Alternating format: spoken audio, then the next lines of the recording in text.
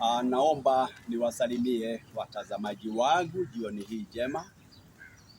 Pia nichukue nafasi hii niwashukuru wale wamekuwa wakinitazama kupitia runinga hii. Na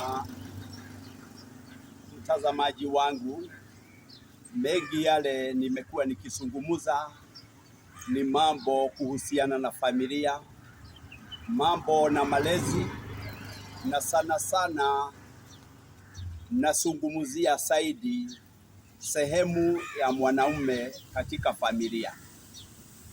Na nikasema hapo mbeleni kwamba mwanaume ni kiumbe cha maana, haswa inapokuja mambo ya jamii, mambo ya uongozi, iwe ni uongozi wa dini.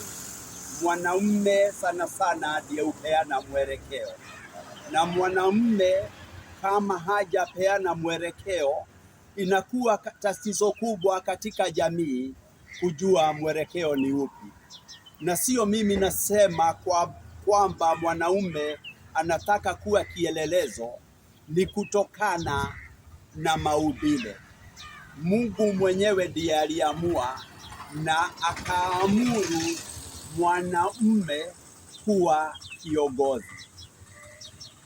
Ndugu yangu ambaye unayenitazama jioni hii njema, kuanzia pale shamba la Edeni tuliona kwamba Adamu na Eva walikuwa wamewekwa katika lile shamba la Edeni na Mwenyezi Mungu, na wakapewa uhuru wa kutumia kila kitu.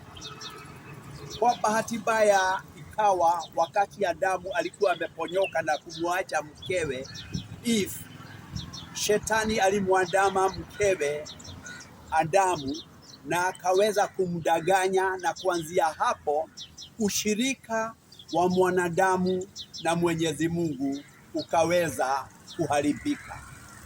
Lakini nachukua nafasi hii nimshukuru Mwenyezi Mungu, maana alituonea huruma na akawatuma mitume, baadhi yao wakiwa ni Yesu Kristo, na kwa Waislamu akawatumia Muhammad, ili aje tuwe na urejesho ule ulikuweko tangu mwanzo kati ya mwanadamu na Mwenyezi Mungu. Nataka kuwasihi wanaume wa kizazi ambacho tunaishi, maana mwanamume upande mwingine anakosa mwelekeo, na anapokosa mwelekeo, yule kijana ambaye anakuwa anamwangalia babake, anamwangalia mjobake, anamwangalia mwanamume mwingine ambaye yeyote anaishi karibu na yeye, awe ni mwalimu, awe ni mhubiri. Na ndiyo maana nasema hapa kupitia hii runinga ya Paminas, ni vyema wanaume tuweze kujihadhari namna tunapoiendesha maisha yetu, maana wataalamu wanatuambia kwamba sehemu ya 93 ya mtoto huwa anaangalia mienendo ya mzazi, anaangalia mienendo ya wale wanaishi baadhi yao. Kwa hivyo ni vyema, na sio kwa mwanaume peke yake, ni pia kwa wamama na wale wengine ambao tunaishi baadhi pamoja na watoto, tuwe tukijihadhari namna tunaendesha mienendo yetu, maana mienendo yetu inawahubiria vizazi vijao. Na sana sana huwa tunasema vijana, nyinyi ndiye viongozi wa kesho. Kama tunatarajia kuwa na viongozi wema, kama tunatarajia kuwa na viongozi ambaye wako na uadilifu, lazima sisi wenyewe kama wazazi, as adult, tujiangalie na tuchunge mienendo yetu, tuwe mfano mwema kwa wale watoto ambaye wanatutazama, wanatuangalia, ama wale tunaishi baadhi yao. Nashukuru kwa hayo machache nimezungumza.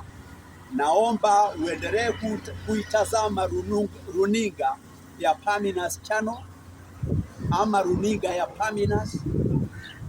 Kimombo nasema kwamba self-examination and self-awareness is the key to the good life. What I'm urging the adults, the parents, the teachers, and all other readers, let us be a good example to the upcoming generations. Hapa tuko ni mji wa Mombasa, na watangazia kupitia runinga ya Paminas Channel. Naomba in future muweze kutufuatilia. Mengi tunayo mawaidha kwa watoto, vijana na wazazi na nchi na ulimwengu kwa jumla. Mwenyezi Mungu awabariki. Asanteni.